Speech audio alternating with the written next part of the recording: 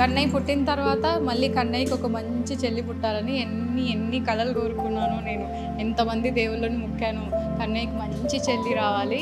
మా నాన్నకి నేను ఒక ఆడపిల్లని, నేను మా నాన్నని చాలా చాలా చాలా ప్రేమగా చూసుకుంటా. అలాగే నా భర్తను కూడా అంత ప్రేమగా చూసుకోవడానికి ఒక మంచి ఆడపిల్ల పుట్టాలి. నాకన్నా 100 రెట్లు ప్రేమించాలి వాళ్ళ నాన్నని అనుకున్నాను. అప్పుడు వచ్చింది మా లైఫ్లోకి శ్రీప్రజ్ఞ. చిన్ని చిన్ని చందమామే కళ్ళ ముందు చిందులేసే. మా ఇంట్లో ఏంటంటే ఇద్దరు అబ్బాయిలమే. సో మాకు ఎప్పుడు అమ్మాయి లేదనే ఒక చిన్న లోటు అయితే ఎప్పుడు ఉండేది. పట్టి అడుగులేసే. నా మ్యారేజ్ అయిన తర్వాత కూడా కంపల్సరీగా నాకు ఒక కూతురు అయితే కంపల్సరీ ఉండాలని చెప్పేసి నేను అనుకునేవాడిని. జూన్ 29th మా లైఫ్లోకి మహాలక్ష్మి వచ్చింది. చుట్టూరా సంతోషాలు మనసంతా నిండేనులే. ఇప్పటి వరకు 1 year అయిపోయింది నేను ఇక్కడికి వచ్చేసి. సో ఈ 1 yearలో కూడా ఏదైతే చేశానో ప్రతి ఒక్కటి నాకు సక్సెస్ వస్తూ ఉంది. సో అది నా కూతురు వల్లే వచ్చింది చెప్పేసి నేను అనుకుంటున్నాను. సో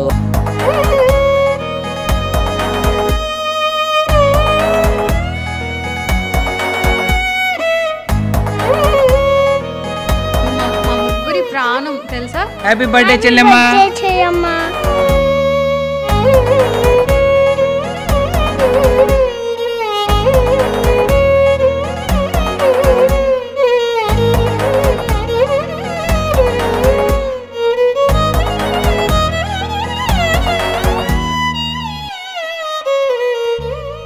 నువ్వు కడుపున చేరగానే గుండె గడపకి వేడుకొచ్చే రోజు నీ ధ్యాసలో కాలం తెలీదులే.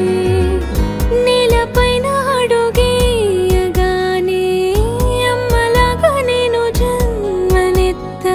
ఒడిని నీ రాకతో గుడిలా చేసావులే.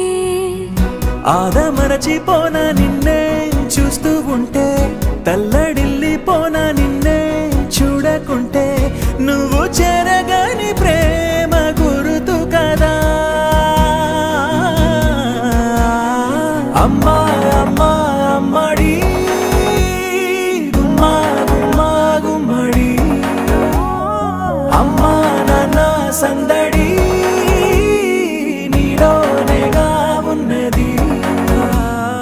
అమ్మా అమ్మా అమ్మడి ముద్దు గుమ్మా గుమ్మా గుమ్మడి.